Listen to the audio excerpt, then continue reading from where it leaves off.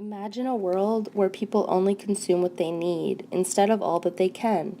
In this utopia, society would live as one with the environment instead of continuously trying to dominate and profit from it.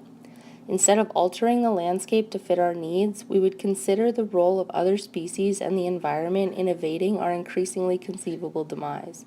Through an understanding of the role of high consumption in the degradation of our planet, we would strive to produce our own energy, food, and happiness by connecting with the natural world.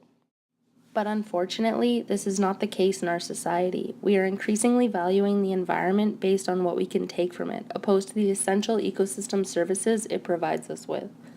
At first glance, it would seem that much of our world is natural, but once you dig just below the surface, you begin to see the full extent of our impact on this planet.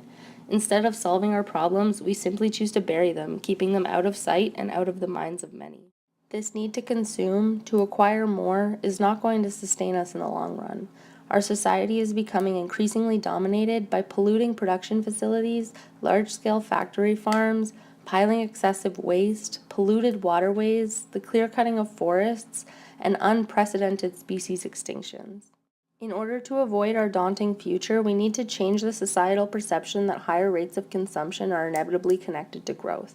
By investing in subsidies for small-scale farms, renewable energy sources, the protection of species in key habitats, the consumption of locally produced products, and responsible forms of waste management, we can build a brighter future for subsequent generations.